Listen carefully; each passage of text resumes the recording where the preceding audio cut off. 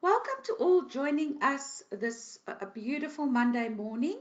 My name is Adele Kroch and I'm from Food Focus. And it's really a big pleasure for me to thank the Dairy Standard Agency for sponsoring this webinar. Today is the 10th webinar for this year, and the topics and the support that the DSA has given industry throughout the year to promote the improvement of the quality of milk and any other dairy products in the interest of our consumers has been great this year. We had over 1,000 delegates attending all these different webinars. So it's really showing that the DSA is doing their utmost best to ensure that they provide the information. So today's topic is no different, and the topic for today is increase your profits with dairy farm animal welfare. And like Mark has said to us, a happy cow is a healthy cow, and a healthy cow is a productive cow, and a productive cow is a profitable cow.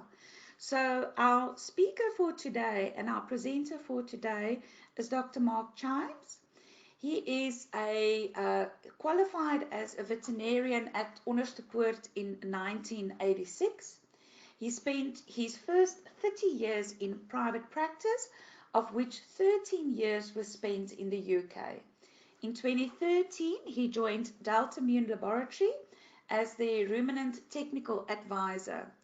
Deltamune also offered laboratory testing for disease diagnosis as well as analytical tests for the dairy industry. In addition, they also produced vaccines for the production animals. In 2016, he joined the Dairy Standard Agency, where he has been auditing dairy farms to ensure compliance with quality and safety standards. These audits also assist the farmers to comply with animal welfare and biosecurity standards. Through the audits, Mark visits more than 150 dairy farms a year. And as a result of this, he has intimate knowledge of various dairy farm management systems. Mark, it's really a pleasure for me now to hand over to you so that you can present your presentation. Hi, everybody. Thank you for joining and giving me the opportunity to give this talk. I'm going to just switch my camera off here to save the bandwidth. If I can find it, there we are. And as you know, the title of this talk is how to increase your production and your profitability with animal welfare. Now, question is why, not why welfare, why is welfare important? And the way to do it is that it should benefit both the people who work with the animals as well. The solutions are those that attempt to address one issue and then it creates another. You see it, for instance, where you have lack of pasture access by keeping the animals indoors in winter because it's cold in the northern hemisphere, but then they can be exposed to heat stress or they have poor ventilation. And also in cases of calves where you would keep and raise calves individually and keep them healthier, and you can then monitor their food intake, etc. And they're less likely to pick up diseases. And then isolation, so they don't have social contact. So you always have to take these things into account when it comes to welfare issues, that you don't create a bigger problem when you think you're doing good. Basically, good welfare involves obviously good health and productivity of the animal. It must be pleasurable for the animal. They must actually enjoy it, and they need to be able to exhibit natural behavior. Now, throughout this talk, I'll be using a lot of statistics to say, oh, you know, research has shown there's a 10% increase in production if they did this or that. And the problem with statistics is it gives you, it's an average. So if I say there's a 10% production increase, it means that some cows might have improved 20 or 30%, and other cows didn't respond at all or might even have been off worse, but the average is still 10%. So always keep that in mind when you're looking at these welfare statistics that's given in terms of production. And furthermore, most welfare involves common sense and painkillers. And I'll be talking a lot about pain management in this talk. You will notice that it's probably the field that needs the most attention and is the easiest to implement in terms of improving welfare on a farm. Now, the first thing is, if somebody stops you in the street with a clipboard and then starts asking you questions like, would you be willing to pay more money for milk that is ethically produced? Most of us have two personalities. In that case, the model citizen personality comes to the fore, and you will tend to give the answer that you feel is right and that should be done. And you'll say, yes, you're willing to pay more for milk if it's ethically produced. And then when you walk into the store with your hard-earned cash, you buy the cheapest bottle of milk because milk is milk. And this is why companies frequently get it wrong when they do surveys and they think, oh yeah, there's a demand for this kind of product, etc. Especially in the green movement and the welfare movement. It's because of these. We will say one thing and then we'll do something else. And I just want you to take that into account as well when you're working on welfare issues, that you need to be realistic in terms of the cost that might be implied and that can have a negative feedback. And most welfare issues revolve around how the animals are handled, how they're housed, and how they're transported. You can bring back most welfare issues to that point.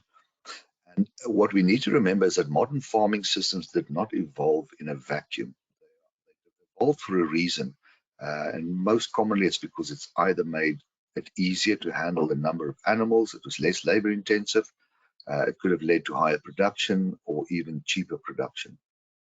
And certainly from my experience, all the farms I visited, I've never got the impression that any of these farmers intend to mistreat their animals. In fact, with dairy cows, if they're not handled very nicely, they tend to produce less milk. So farmers tend to place a lot of value on keeping their cows happy. And then there's the assumption that welfare needs to cost money if you implement welfare issues, and it's not necessarily the case. And that's hopefully what I'll be able to show in this talk as well. It doesn't have to cost a fortune. It doesn't have to involve a lot of effort. In some cases, it will cost more. In some cases, you need to change systems, and that might cost money. And then welfare can actually increase your production and your profitability as a result. And that could sometimes then make these welfare changes worthwhile from a financial point of view. Also in this talk, I'll be talking a lot about painkillers and anti-inflammatory drugs. Generally, a painkiller is a drug that blocks the nerve's signal so that it cannot transmit the pain signal to the brain. So if I say painkiller, that is what I would mean normally. An anti-inflammatory doesn't block the nerve as such, and I'm talking in really very basic generalized terms here. What an anti-inflammatory does is it reduces the inflammation at the site of injury. And because you have less inflammation, there's less redness, there's less swelling, and that leads to less pain. Anti-inflammatories also normally break the fever. They will break the fever. Like if you have the flu, you will drink an aspirin or a paracetamol to break the fever, and it makes you feel better. And if you're feeling better, then you eat better, you drink better, and you recover much quicker and easier as well. Another thing to remember with anti-inflammatory drugs is don't use them for longer than 5 days, if possible, even shorter periods. They are irritant to the gut, even the injectable forms, and they are prone to stomach ulcers with long-term use. And some of these can be quite harsh on the kidneys as well, so do use them with circumspection. Now, the first thing that you can do, and this is probably the cheapest and easiest one of all the things I'll be mentioning today, is to give cow aspirin at calving, immediately after she's calved. Research has shown that a single dose of aspirin given per mouth at birth, somewhere between 2 and 4 kilograms per cow per day. Once again, it's average. Some cows won't produce more, other cows will produce 4 or 5 or 6 kilos more a day. And it's being bandied about. Basically, what we do find is if the cow has had difficulty giving birth, in other words, your dystocia cases and needed an assisted birth, they have more pain and they respond even better to painkillers. And the reason why we prefer aspirin is because it has a very short withdrawal period of 1 day, so that you don't end up having to discard the milk unnecessarily. With, for instance, meloxicam, your withdrawal period in milk would be 5 days. So it might even go beyond the colostrum, beyond the period where you're discarding the colostrum. Now, if you look at these figures, it's on average somewhere between, one research project has shown a production of somewhere between 700 to 900 kilograms of milk over the lactation of the cow. And if you multiply that by 7 Rand, it works at roughly between 5,000 and 6,000 Rands additional income per cow. And per 100 cows in the herd, you're talking approximately 500 to 600,000 Rands a year additional income for a handful of aspirin. The dosage of aspirin in cows is high. It's 100 milligram per kilogram, which means you're talking something like 25 disprins to give a cow. But it is dirt cheap compared to the additional production that you'll be getting out of this. And you can give it twice a day, and it might be worth doing it for 2 days after giving birth. And the reason why you need such high doses in cows is because about 80% of the aspirin is actually eaten by the bacteria in the rumen, so only about 20% ends up being available for pain-killing effect in the cows. They also found that cows in their third lactation or further seem to produce more milk. I'm not sure what the reason for that is, whether they suffer more pain after giving birth or not. Lameness. The main thing with lameness, apart from the fact that it is painful, if a cow is lame, they tend to lie down more. And they will do this at the expense of other activities. And as a result, they will eat less, they will even drink less water. And because they're eating less, they're consuming less energy, so their milk production drops. Their weight can drop, or they might not gain as much weight as they should. And because they're down, the udders are in the dirt a lot, so the chances of increasing chance of mastitis is there as well.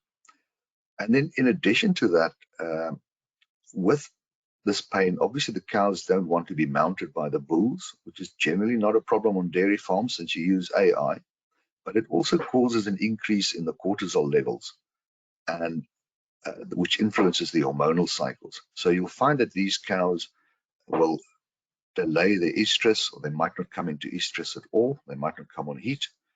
There's an increased incidence of cystic ovaries. There's a higher failure rate to conceive. Your intercalving period becomes extended.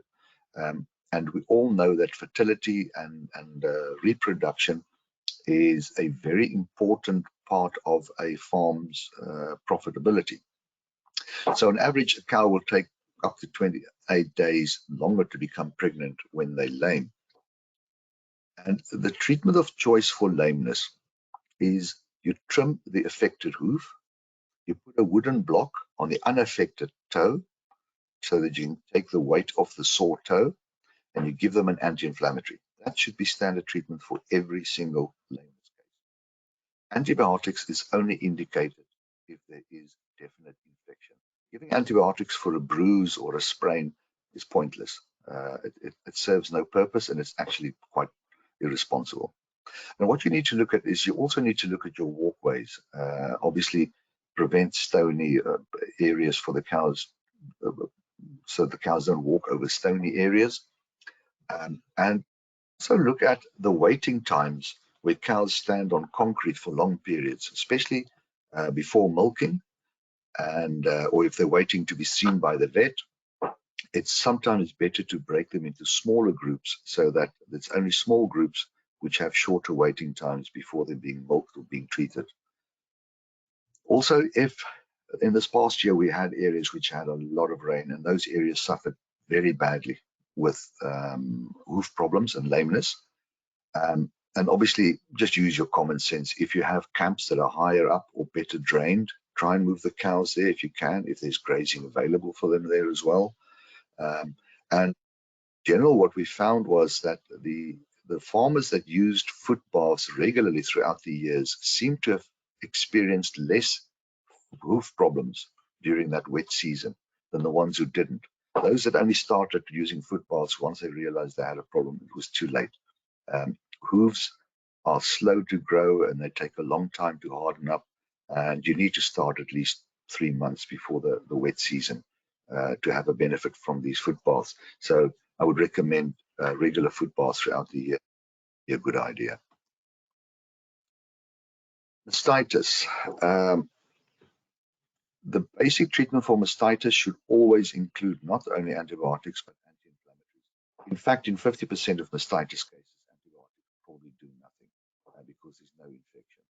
A lot of these are just mastitis is painful, and this pain has an effect on their fertility. The same thing, they find that they don't want to come into season. Your intercalving period extends, and mastitis can cause long-term scar tissue to form in the udder, and the sooner you treat them with an anti-inflammatory, the better, and the less damage that they have. So I would say anti-inflammatory drugs should be your standard treatment, and the main one, I'll come back to these drugs, is meloxicam, which is Metacam, Petcam, Inflacam. There's all brands on the market. It works extremely well for mastitis, and it has a very long period of working, so you only need to inject it once a day. And research has shown that if you give them one single injection at the first signs of mastitis, it works as well as if you injected them every day for 3 or 4 days in a row. So there's no need to repeat the treatment.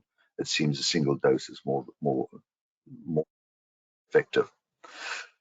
And the benefits, once again, there's a list of benefits here. You get decreased sign of udder inflammation and pain, which is the obvious part, which is why you're giving it. But because the animal's feeling better, it eats better, and therefore the rumen motility keeps going. The rumen doesn't stop. Anti-inflammatories breaks the fever, so the rectal temperature will drop, and you have better feed intake and milk yield. Heart rate and respiratory rate. If a cow is in pain, its heart rate increases and they'll breathe faster as well. So you'll find that it reduces that, but that's purely because it's an indicator of pain. Another important part is also if you give them anti-inflammatory at the start of mastitis, you reduce the somatic cell count immediately. And you end up less cows being culled, they recover quicker, there's less permanent scar tissue, improved fertility, there's improved milk yield in the subsequent part of the lactation, etc. So always in mastitis, give them anti-inflammatories. Heat stress. We are becoming more and more aware of heat stress, and I don't think we give enough attention to this part. And I don't think that we realize how soon heat stress starts to kick in. We always think it's when the temperatures go over 30 degrees centigrade, and that's not the case. Your high producing cows are the ones that are more susceptible to heat stress than the low producers. So it affects the money makers, and therefore you need to be sensitive to heat stress. It can decrease estrus detection by up to 30%. You actually, if you look at your data, you will find that your cows come into heat much quicker and better in the winter than they do in summer. And your period from calving to first insemination will be longer in the summer and shorter in the winter. And that's because of the effect of heat. And that will give you a pretty good idea of how much heat might be affecting your animals as such. And the other thing, when animals suffer heat stress, they tend to stand and rather lie down because they're trying to get the breeze under their stomachs to cool down, and therefore it increases their as well with heat stress. And the thing you need to look at here is on that table on the right-hand side. On the left-hand side of the table is the temperature in degrees centigrade, and at the top is the relative humidity in percentage. So if we're looking at the second line On the left, it says 24 degrees centigrade. So if it's 24 degrees on that day and your humidity is running at 70%, then the cows are already suffering from moderate heat stress. Now, if you go down to, say, 30 degrees centigrade, then at the relative humidity of 50%, they're starting to reach severe heat stress already. And you must also remember that this now is, it's a scale. In cases of moderate heat stress, these moderate heat stress cases that are close to severe heat stress are worse than the moderate heat stress ones that are close to no heat stress, if you understand what I'm saying. The low end of the scale are better off than the high end of the scale. It's not absolutes like the table would suggest. It's a sliding scale, and the cow, it can tip the balance either way. So it's essential that you not only have a temperature gauge, but that you also have a humidity gauge on your farm so that you can determine what the chances of heat stress on your farm are.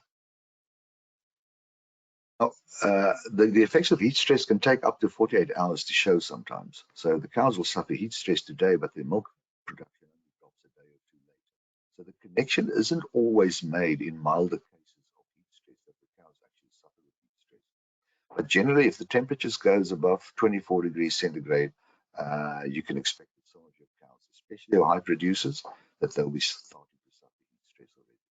And look at that temperature humidity index. And the solution? Shade, shade, shade. I cannot stress this enough. If you want to know if your cows are suffering heat stress, take your beach chair and your beach umbrella and pitch it in the middle of the pasture in the middle of the day, and then sit there in that chair without the umbrella for about 15 minutes, and then put up the umbrella and then feel the difference that it makes. And that will probably give you much more sympathy for what the cows are going through. Remember, these are European breeds. They're not genetically adapted to African conditions, and that's why they are much more susceptible to heat stress than, say, Brahman cattle. And you need to take this into account. Obviously, you can breed away from that. Try with the cows with a sleek hair gene, which means that they can lose heat quicker. Select cows that are less prone to heat stress. It can be done, but it is a slow and a long-term plan. In the short term, there are things that some of the farmers are doing, like putting up shade in the waiting areas for the dairy parlor, switching on the sprinklers on hot days, or they might have foggers or mist sprayers in the waiting areas with fans to cool the cows down. It is possible to plant trees all along the perimeter, especially if you have pivot irrigation. I know farmers don't want to do it. And the main argument is normally all the cows go and lie under the one tree, and then they trample all the grass, and eventually the tree dies from all the urine and the feces. But that's generally because there's only one or two trees available. If there's a whole line of trees available and the cows can move into the shade as they move camps, you generally won't suffer these losses. What some farmers do is, obviously, if they have valleys with trees on warm days, they'll chase the cows into those camps if it's practical, if there's enough fodder available. Depends on your fodder flow plan, obviously. Or if it's near the coast, they can chase them into the camps that are high up on the hills where there's a bit of a breeze, perhaps, that can cool them down. So there are several mitigating things that can be done. You can see here, these are fans that the farmers put up in the Eastern Cape to cool their cows down. They're very common over there. It's a joke, okay, I'm just joking. This is for electricity generation. They're not cow fans. But there is a gadget. This is a New Zealander that he's marketing these gadgets that you can drag into the field, and then you can open it up for the cows to have some shade in the field. But this farmer only has about 30 cows, bless him. I can't see this being very practical, or you need to be seriously dedicated if you're milking 500 to 1,000 cows to be dragging these along. But there are solutions that these guys are working on. So if you put your mind to it, solutions can be found in a lot of cases. When it comes to transport, transport is a stressful event. And as you know, stress suppresses the immune system, and that then leads to pneumonia, especially. not just pneumonia, but with transport, invariably the animals, if they're stressed for after long periods of transport, they will develop pneumonia. And for several reasons, it's not only the stress, it's also the ventilation. Either there's not enough ventilation, so you get a buildup of pneumonia, or ammonia, sorry, from all the urine and feces, and that irritates the mucous membranes in the lungs and makes them more susceptible to pneumonia. Or there's too much ventilation, especially if it's cold or on a rainy day, and they suffer from cold, and as a result, they end up with pneumonia. And research has shown if you give them an anti-inflammatory injection before transport, it reduces their chances of disease, and they seem to recover just so much better after the transport. In cases of pneumonia, always give an anti-inflammatory, period. Every pneumonia case must get an anti-inflammatory. It prevents permanent lung damage, scar tissue in the lung, and it just reduces all the damage that's been done by the pneumonia. They will recover so much better and so much quicker. And also, because it breaks their fever, it makes them more likely to eat and drink, and therefore it will aid their recovery in that sense as well. When it comes to painful procedures, this is an area we need to give a lot of attention to, especially the painful procedures in calves, such as dehorning and castration. Now, castration isn't a big thing on dairy farms, but even so, some areas might still be castrating them. And when it comes to dehorning, with the different techniques, the recommended technique for dehorning is to cause the horn to burn. It is a quick method, and it's over much quicker than if you use, for instance, the paste. The paste causes inflammation, and the pain tends to remain longer, and therefore burning them is the better method. The problem with paste is also if it's not applied properly and it runs down the face, it will burn wherever it touches the skin, or sometimes the calves will rub it off against each other once the pain effect kicks in, and then the other calves will get burnt where the paste was rubbed onto them. And once again, it has been shown if you give them an anti-inflammatory drug at the time of dehorning or at the time of castration, weight will still increase in the next 10 days. Whereas those that aren't given the anti-inflammatories, they will generally drop weight because of pain. They're less likely to want to move about. They don't eat as well. They are more vocal. And head rubbing and all that kind of thing. And giving them an anti-inflammatory helps to reduce this a lot. After 10 days, the other calves that have not had the treatment will then experience what you call compensatory growth. So they'll start growing fast, and by about 30 days after dehorning, all the calves will be the same weight again. But what you do find is because the calves that had the anti-inflammatory do better in terms of weight gain and eating, and that their immune systems are stronger and they are less likely to develop pneumonia than calves that hasn't been given an anti-inflammatory. And something I'm seeing more and more on the farms is that some of the farmers are now getting the vets in, because the best approach by far is to give the calf a sedative and then to give them a nerve block with a local anesthetic so that there's no feeling at the horn. They burn the horn, they give them a shot of anti-inflammatory and send them on their way. And these calves do considerably better than the calves that had to be physically restrained with no local anesthetic and also with no painkiller. They do suffer for the first 10 days afterwards. Coming back to diarrhea, there's two things that kill calves, and that's diarrhea and pneumonia. And diarrhea is the most common one of the lot, and being responsible for more than 50% of pre-weaning losses.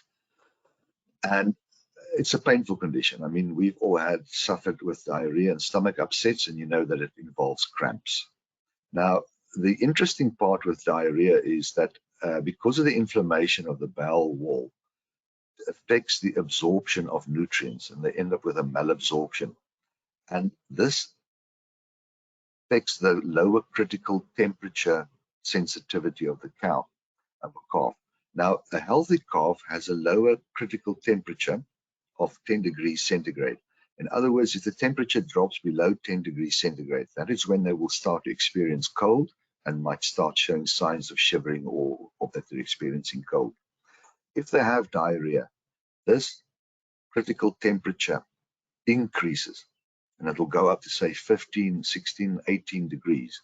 In other words, a calf with diarrhea will suffer from cold when it is 18 degrees or 15 degrees. So at a much warmer temperature, they will already start to experience cold. And you need to keep these animals warm, and you need to be aware of the fact that animals with diarrhea need to be taken and kept in a place where you can keep them warm.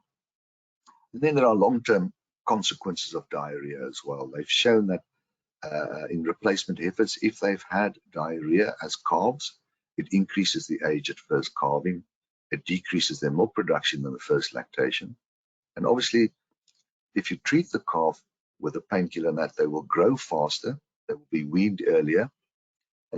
And coming back to this thing which I said, there are cramps, and giving them a shot of meloxicam reduces the inflammation in the gut, and it reduces the pain that they're experiencing from the cramps.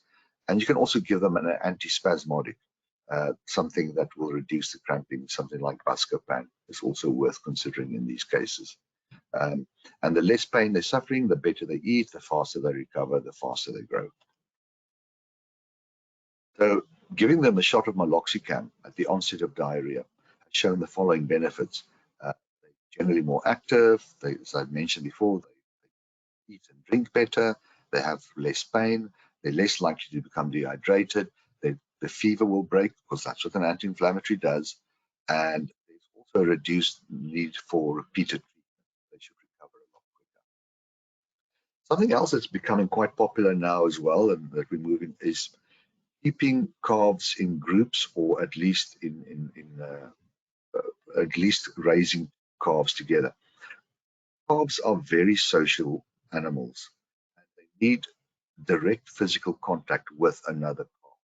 Having contact through the wire in two adjoining hutches is not the same. So there's a movement towards now keeping calves in groups, and a lot of farmers already rear them in groups. It's not a problem. Might keep them in a hutch for the first week or two just to get them over that critical period, and then put them together. And what's being recommended now is that even during the critical period, perhaps keep them together 2-2, but every second wall you can remove so that you have two calves together per hutch. They're much less likely to vocalize. In other words, bleating or crying, it happens less. They eat better. Their weight gain is much better.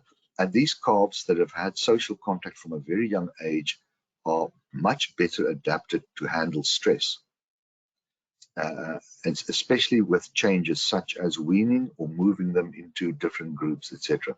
And these calves are also less likely to develop pneumonia and eat better and grow better. They come into heat much sooner, and they can be bred at a younger age as well. So there are definite benefits towards rearing calves with a direct social contact. In terms of calf feeding, excuse me, most of the literature say you should give them a minimum of 10% of their body weight per day in divided feedings. That is the minimum. That is not the target. A calf should be fed 20% of body weight in divided feedings per day. When the calf drinks from its mother, it will consume roughly 20% of its body weight. And it's a good idea to use teats instead of buckets, if possible, purely because calves are highly motivated to suckle. And they will suckle on each other, they'll suck on anything. And if you feed them with a teat, make sure that the hole isn't too large so they can't suckle too fast. This prevents the milk from ending up in the rumen and then fermenting there and leading to diarrhea. It also means that they suckle longer, so it satisfies their suckling behavior a lot better as well. And if you're finding that you're walking up to your calf pens and all the calves come rushing to the fence every time and they're bleating and vocalizing and crying, it's usually a sign of hunger. And you'll find if you give them 20% of body weight a day, they'll be much calmer.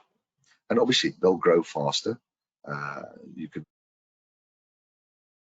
wait quicker, and they're less likely to show abnormal suckling behavior. It's also worthwhile considering supplying them with some dry teats that you just nail to the wall or whatever that the calves can suck on. Sorry, especially in groups, if you're rearing them in groups, because they're a big problem. And if you're giving them something like a dry teat and that to suck on, they're more likely to suck on that than on each other, and it could help to reduce the cross-sucking problem. So in conclusion, what I want to say here is that at the moment, the biggest focus when it comes to dairy from the animal activists and environmentalists is on the negative effect that cows are having on the environment. And this is being disproven at an accelerating rate. And it's now becoming clear that the earth is better off with dairy cows than without dairy cows. So once that bandwagon is left, the activists are going to have to find another bandwagon to get on, and it's most likely going to be welfare. And we need to be proactive and need to start moving forward. But the main thing is we shouldn't be doing welfare purely because the activists might give us problems. It is something that should be done in any case. Treating animals well shouldn't be an option. It's a complete thing. You should do it. And it is proven that it is more profitable. These animals are healthier, they produce more, and as a result, they are more profitable. And as regards animal welfare, public perception is everything. If we don't do it, consider what the consequences or the alternatives would be. And we don't want to go there. Thank you.